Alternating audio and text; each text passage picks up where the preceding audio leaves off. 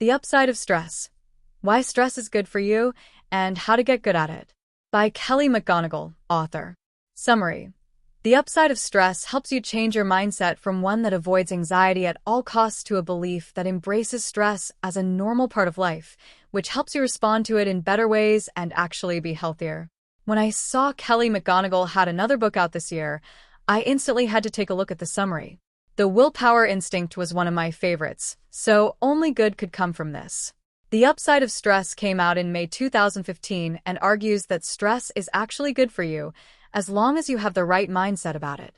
It also gives you actionable tips and tactics, all science-backed, to deal with stress the right way.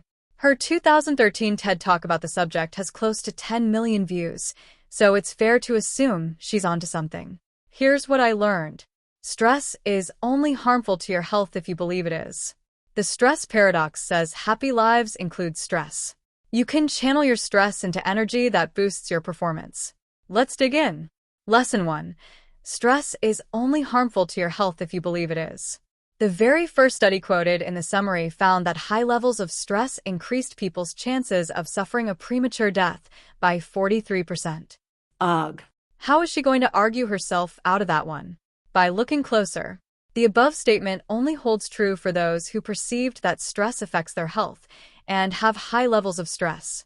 The participants whose attitude was that stress had no negative effect on their health, but still had high levels of stress, were the least likely to die early. How can that be? The answer lies in your brain.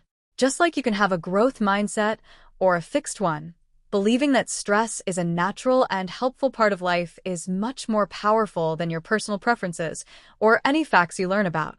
This will lead you to come up with good ways to deal with stress, ask for help when you need it, and see stressing events as challenges instead of trying to avoid it at all costs. Even better news. You can learn to adopt this mindset. Lesson 2. The stress paradox says that happiness and stress belong together.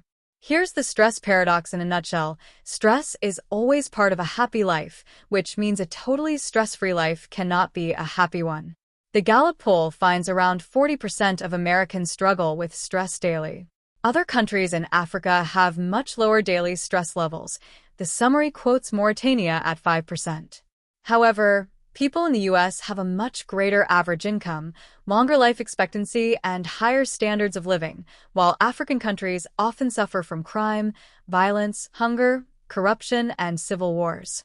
A study done by Roy Baumeister, a pioneer of willpower research, in 2013 shows that we often believe the most stressful events in our lives to also be the most meaningful. The most successful people are often crazy busy and very hard to reach because they love their career and give it their all. A big part of the meaningfulness of their work is derived from the fact that it's stressful. Similarly, having a baby is often quoted as the best thing that ever happened, but no one would say it's a cakewalk. Just by remembering that happiness and stress go together like yin and yang, you can already improve your attitude towards both of them. Lesson 3. You can channel your stress into energy that boosts your performance. Which one do you think is the better thing to tell yourself before a presentation? I am calm or I am excited? It might be a surprise to you, but it's the latter. Harvard professor Alison Brooks told 2 groups of her students to try these, and afterwards asked the crowd who performed better. The group who tried to get excited was perceived as more confident, competent, and graceful. That's because they didn't just try to calm down the anxiety, but instead channeled the stress into energy to make the presentation fun. So the next time you're stressed out, change that negative self-talk into something that's not calming but encouraging, and try to use that energy to make things happen.